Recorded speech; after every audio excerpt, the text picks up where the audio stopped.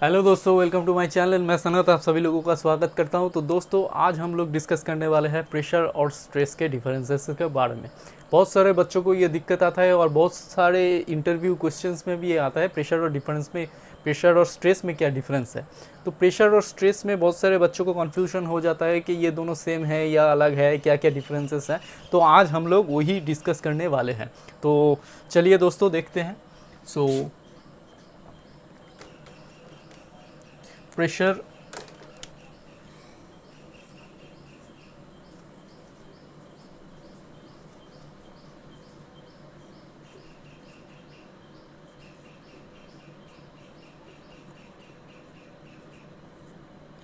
Pressure versus stress. So दोस्तों, first जो point आ जाएगा वो है pressure is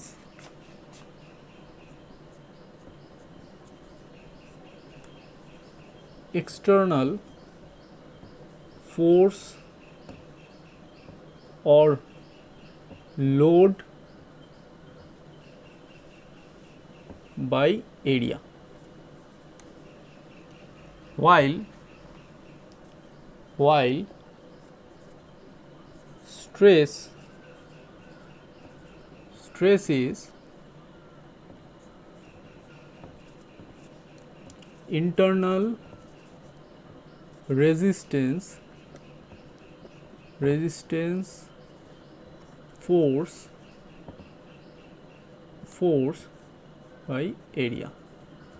Okay, so pressure is the external force और लोड पर यूनिट एरिया, और स्ट्रेस क्या है? Internal resistance force per unit area.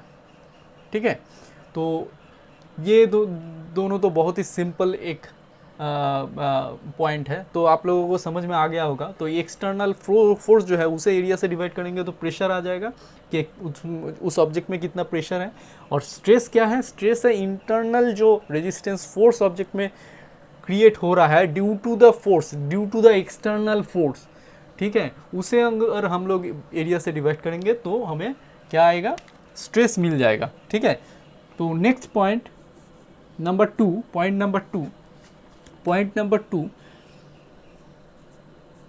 Pressure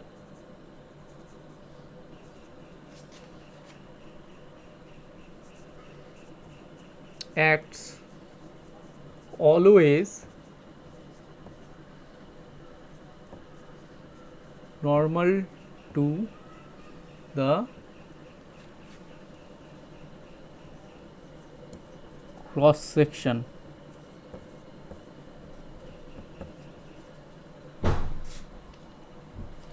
Pressure acts always normal to the cross section, while stress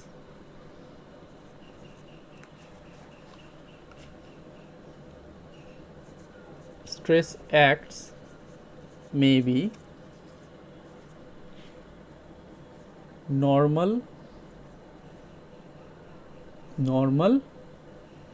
or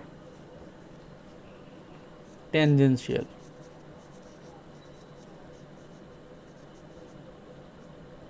okay, so pressure क्या है? Pressure always कैसे act करता है? Normal to the cross section, माने उसका जो क्रॉस सेक्शन है कोई भी ऑब्जेक्ट का, क्रॉस सेक्शनल जो एरिया है उस क्रॉस सेक्शनल एरिया के नॉर्मल काम करेगा, मतलब मीन्स परपेंडिकुलर एक्ट करेगा। लेकिन स्ट्रेस क्या है? स्ट्रेस कैसा एक्ट करेगा? क्रॉस सेक्शन के नॉर्मल भी एक्ट कर सकता है और टेंजेंशियल भी एक्ट कर सकता है, वाइल स्ट्रेस एक्ट्स में भी नॉर्मल और टेंजेंशियल। ओके, नेक्स्ट, तो बहुत ही सिंपल सा है। नेक्स्ट पॉइंट नंबर 3 में हम लोग चलते हैं। Point number 3, next point number 3,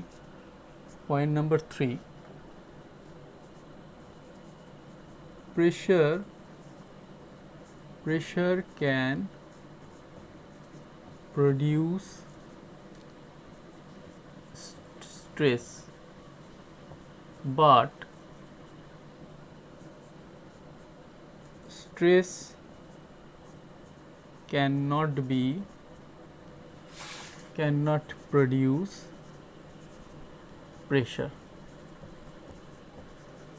okay तो प्रेशर क्या है, प्रेशर स्ट्रेस प्रोड्यूस कर सकता है, प्रेशर के वजह से कोई भी ऑब्जेक्ट में क्या हो सकता है, स्ट्रेस डेवलप कर सकता है, लेकिन स्ट्रेस के वजह से कोई भी ऑब्जेक्ट में क्या है, प्रेशर प्रोड्यूस नहीं हो सकता। समझ में आ रहा है डिफरेंस ये। नेक्स्ट नंबर फोर है मैग्नीट्यूड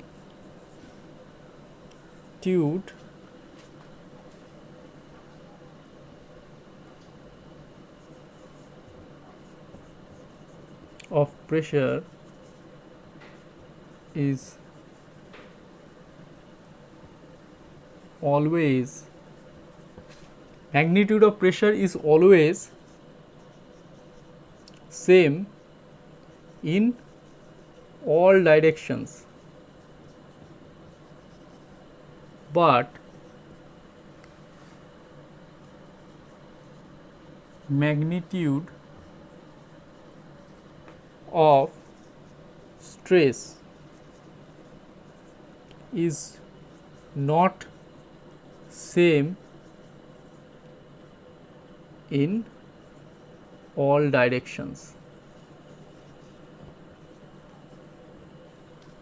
ठीक है, तो प्रेशर का जो मैग्नीट्यूड है, जो वैल्यू है, वो किसके ऊपर डिपेंड करेगा, वो ऑलवेज क्या है, जो डायरेक्शन है, कोई भी डायरेक्शन हो उसका जो मैग्नीट्यूड है वो ऑलवेज सेम रहेगा। सपोज एक कंटेनर है, कंटेनर में आप सपोज कोई भी फ्लूइड या लिक्विड या वाटर डाल दो, तो वो जो लिक्विड है वो कंटेनर पे जितना प्रेशर डालेगा, कोई भी डायरेक्शन पे आप चले जाओ, ठीक है, अगर आपको थोड़ा बहुत फ्लूइड का कंसेप्ट है तो वो कोई भी डायरेक्शन में आप चले जाओ तो वहाँ पे प्रेशर जो है उसका वैल्यू सेम आएगा। ठीक है, लेकिन स्ट्रेस में क्या होता है, स्ट्रेस में अगर आप कोई भी एक डायरेक्शन में आपको जो स्ट्रेस मिलेगा, आप दूसरा कोई डायरेक्शन में जाओगे तो स्ट्रेस का वैल्यू डिफरेंस होगा। ठीक है, तो स्ट्रेस का वैल्यू में डिफरेंस आएगा। ठीक है, मतलब लॉन्गिट्यूडनल डायरेक्शन में आपको जो स्ट्रेस मिल रहा है, आप लेटरल डायरेक्शन में जाओगे तो वो स्ट्रेस आपको नहीं मिलेगा। ठीक है, तो स्ट्रेस का वैल्यू जो है डायरेक्शन के ऊपर डिपेंड कर रहा है, मतलब डायरेक्शन चेंज होने से स्ट्रेस भी चेंज हो रहा है। लेकिन प्रेशर क्या है, प्रेशर ऑलवेज कांस्टेंट है, प्रेशर का जो मैग्नीट्यूड है कोई भी डायरेक्शन में जाओ वो सेम रहेगा। ठीक है, next number five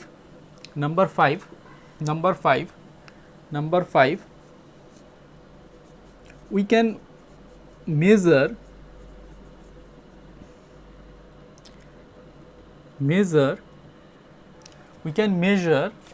measure pressure by using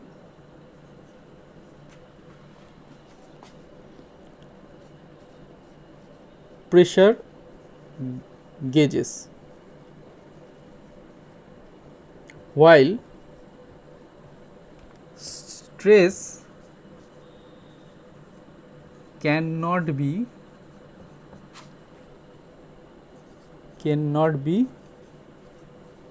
measured।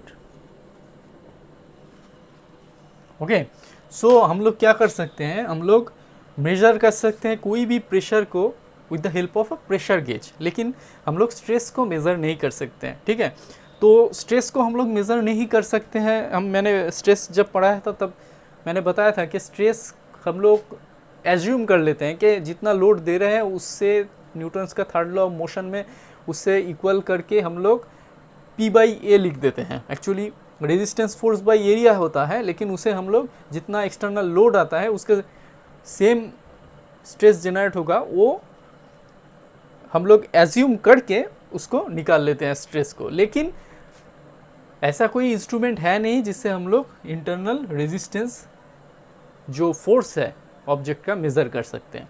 ठीक है, तो इसीलिए क्या है, इसीलिए हम लोग स्ट्रेस को मेज़र नहीं कर सकते। तो प्रैक्टिकली जो फंडामेंटली हम लोग स्ट्रेस को मेज़र नहीं कर सकते, इसीलिए क्या होता है हम लोग स्ट्रेन को मेज़र कर सकते हैं डायरेक्टली।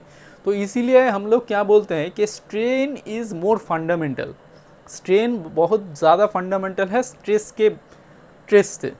ठीक है, मतलब स्ट्रेस तो मेज़र नहीं कर सकते, इसीलिए स्ट्रेस से स्ट्रेन बहुत ज़्यादा फंडामेंटल है।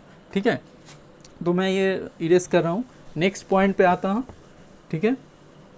तो आशा करता हूँ कि आप लोगों को समझ में आ रहा होगा ये सारा पॉइंट, ठीक है। बहुत ही इजी है, कोई डिफ़िकल्टीज इसमें नहीं है। Next pressure is a scalar quantity while stress is a